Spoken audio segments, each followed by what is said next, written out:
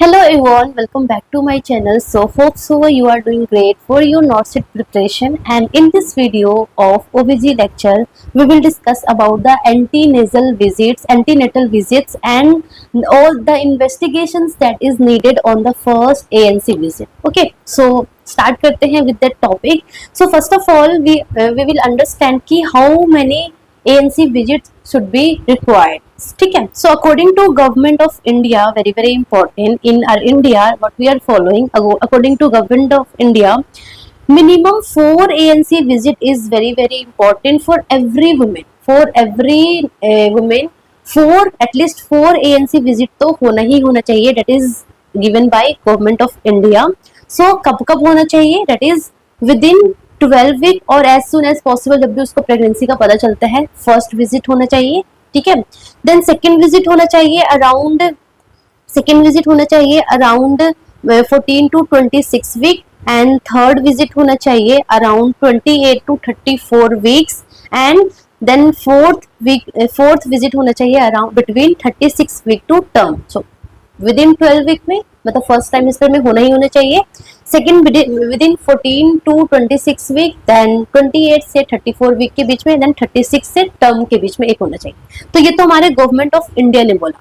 But according to WHO ने क्या बोला है कि मिनिमम 8 कॉन्टेक्ट्स होने चाहिए. सो WHO विजिट्स नहीं बोल रहे हैं, they are saying contact.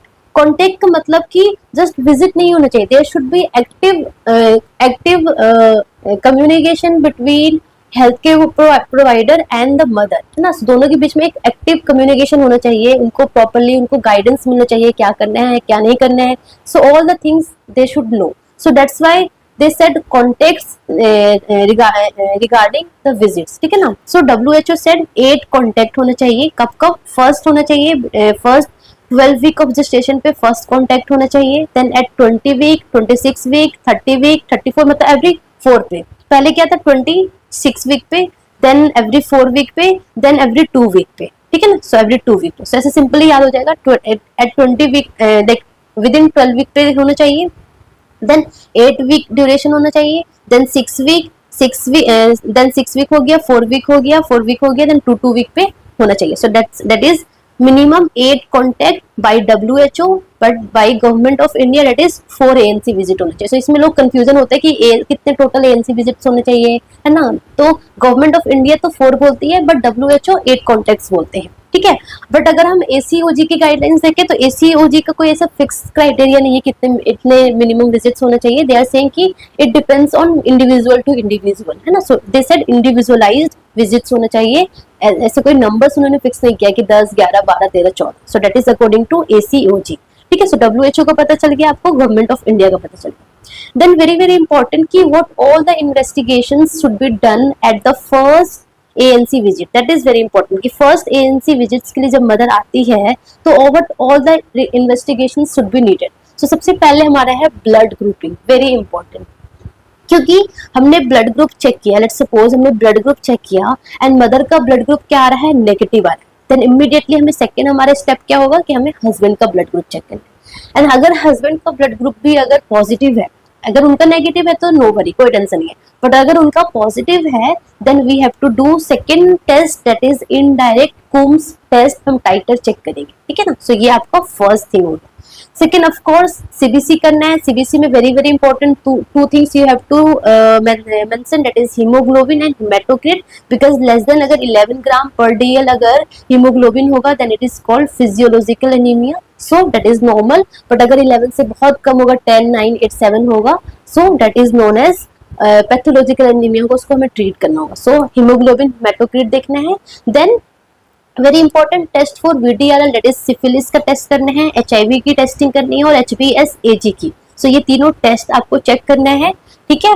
Plus rubella susceptibility screening करना है. तो उसमें हम रुबेला IgG एंटीबॉडीज चेक करते हैं. This is very important. तो यहाँ पे आपके एग्जाम में क्वेश्चन आता है जो कि आपको कंफ्यूज कर सकता है. कैसे कंफ्यूज कर सकते हैं कि मदर को रुबेला की स्क्रीनिंग किया, उसमें हमने रुबेला IgG एंटीबॉडी चेक किया एंड वो पॉजिटिव आया, तो क्या करना है. सो पॉजिटिव आया इट मीन्स कि रुबेला एंटीबॉडीज प्रेजेंट है, मतलब कि मदर क्या है, मदर इम्यूनाइज्ड है. No worry. Then answer is no worry, हम यही तो चाहते हैं कि मदर इम्यूनाइज्ड रहे, है ना, so no worry. It means अगर रूबेला आईजीजी एंटीबॉडीज पॉजिटिव है, it means mother is immunised and the tension is not, कोई टेंशन की बात नहीं है। बट अगर रूबेला आईजीजी एंटीबॉडीज नेगेटिव है, it means mother is susceptible for infection. तो क्या करना है, वैक्सीन देना है? नो।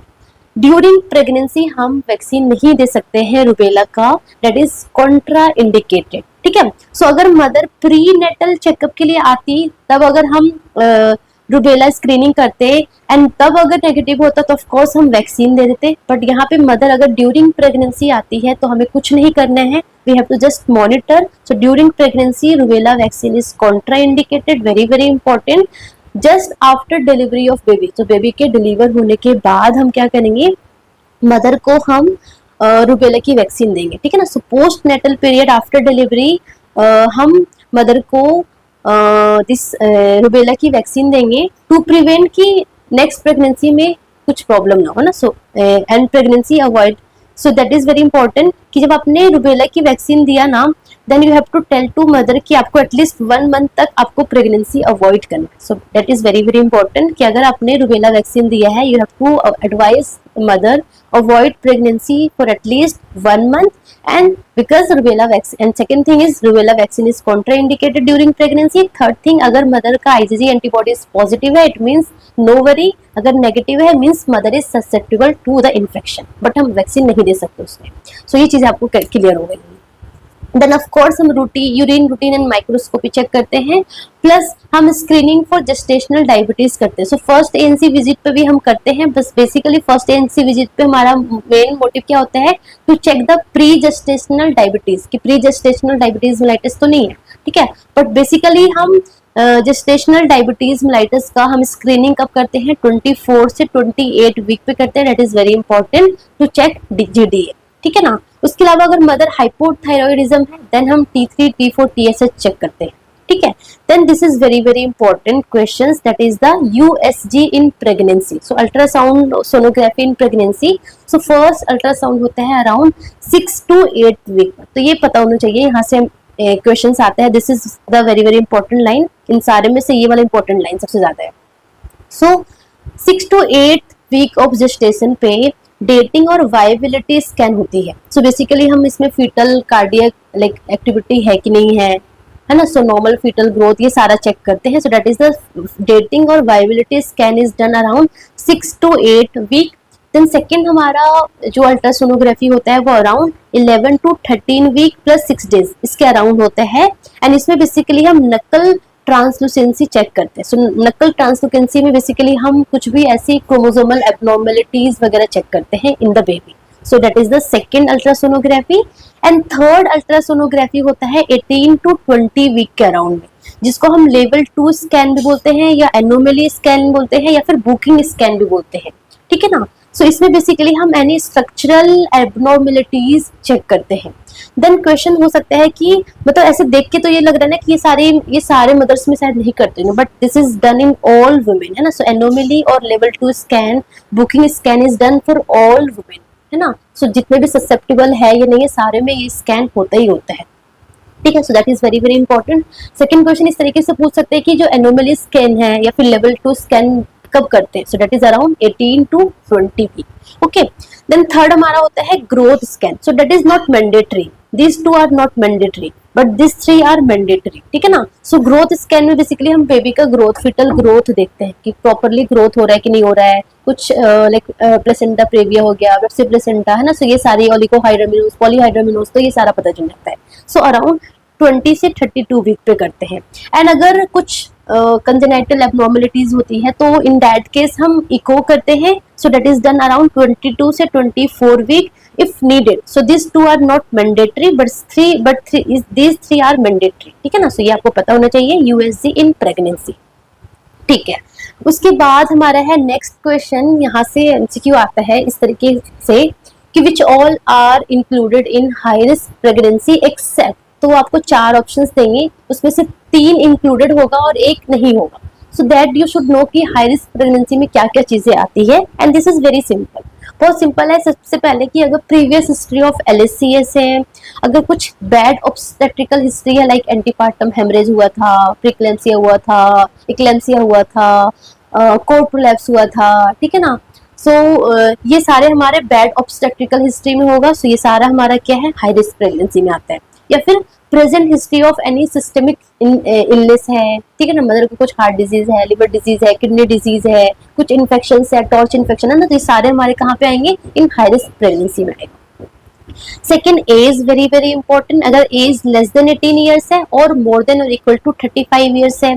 हाइट अगर लेस देन 145 सेंटीमीटर है, क्यों, because it can lead to CPD, cephalo pelvic disproportion. So ये हमारा इंक्लूडेड है। सेकेंड हमारा है वेट अगर लेस देन 40 kg है और BMI अगर more than 30 kg per meter square है। So this all are included in high risk pregnancy. Second है अगर मदर क्रोनिक हाइपरटेंशन की है, किडनी डिजीज है, मदर को सीजर्स आते हैं, सो ये सारे हमारे हाई रिस्क प्रेगनेंसी में आएगा। अगर ऑब्स्टेट्रिकल कॉम्प्लिकेशन हुए हैं लाइक माल प्रेजेंटेशन है, फीटल ग्रोथ रेस्ट्रिक्शन है, इंट्रायूटेराइन ग्रोथ रेस्ट्रिक्शन है, ट्विन प्रेगनेंसी है, प्लेसेंटा प्रेविया है, एब्रेप्सी प्लेसेंटा है, वासा प्रेविया, तो ऑफ कोर्स आपको मतलब इसमें कुछ याद करने की जरूरत नहीं है। This like it's your common sense tell कि हाँ ये हाई रिस्क प्रेगनेंसी में आना चाहिए, है ना, आपको खुद समझ में आ जाएगा। प्लस आपने इन्वेस्टिगेशन किया, इन्वेस्टिगेशन में अगर सीवियर एनीमिया है, RH नेगेटिव है, सिफिलिस पॉजिटिव मदर है, HIV पॉजिटिव मदर है, मदर को जेस्टेशनल डायबिटीज मेलाइटस है, हाइपोथायरॉइडिज्म है, PIH है, प्रेगनेंसी इंड्यूस हाइपरटेंशन है, तो ये सारे हमारे कहाँ पे आएंगे, हाई रिस्क प्रेगनेंसी में। सिंपल, ठीक है। देन बेस्ड ऑन दैट की हाई रिस्क प्रेगनेंसी, मदर को ना जो मदर का जो NC विजिट्स के जो कार्ड्स होते हैं ना, उस पर स्टिकर्स लगाते हैं, कलरफुल कोडेड स्टिकर्स लगाते हैं, so that we get to know by just watching their card कि हाँ मदर जो है वो हाई रिस्क में बिलोंग करती है या नॉर्मल है। सो अगर ग्रीन कलर का स्टिकर्स होगा, it indicate no risk in pregnancy, normal routine care होना चाहिए। दैट अगर येलो कलर का अगर स्टिकर्स लगा हो, it indicate with comorbid condition, mother को कुछ कोमॉर्बिडिटीज है, लाइक कि मदर डायबिटिक है, मदर को थायराइड डिसऑर्डर है, मदर को सीजर्स की डिसऑर्डर है ना, सो ये मदर क्रोनिक हाइपरटेंशन की है ना, so yellow indicate comorbid condition, of course this is high risk pregnancy, है ना। रेड मतलब कि रेड मतलब कहीं पे भी रेड होगा मतलब कि इट इज समथिंग कि आपको बहुत हाइपर विजिलेंट हो जाना है ना। रेड हमारा क्या बोलते हैं, ट्राइज में भी रेड एकदम सबसे ऊपर होता है ना, सो यहाँ पे भी अगर रेड है it mean something very very high risk pregnancy है। तो लाइक मदर एंटीपार्टम हेमरेज की है, लाइक प्लेसेंटा प्रेविया है, वासा प्रेविया है, मदर को एब्रेप्सियो प्लेसेंटा है, या फिर मदर इक्लेम्सिया की है, सीवियर एनीमिया की है, so this all are comes under red stickers उसके अंदर लगा हुआ। अगर ब्लू कलर का स्टिकर्स लगा है, it means it indicate mother with pregnancy induced hypertension, है ना, सिंपली। सो ये आपको कलर कोडेड पता होना चाहिए, ठीक है। ओके, सो आज का हमारा बहुत शॉर्ट टॉपिक था। सो ये आपको कुछ इंपॉर्टेंट टर्म्स पता होना चाहिए। हाई रिस्क प्रेगनेंसी में what all condition are included, and first ANC visits पे क्या क्या टेस्ट होते हैं, अल्ट्रासोनोग्राफी कब कब होता है एंड कब होता है, कौन से डेट पे कौन सा स्कैन होता है, ये आपको पता होना चाहिए। And total number of ANC visits according to WHO and according to government of India कितने होने चाहिए। So that's all the topic you have to remember in today's topic. So I hope आपको क्लियर हुआ होगा। So thank you so much, all the best, लगे रहो, जमे रहो, अच्छे से पढ़ते रहो।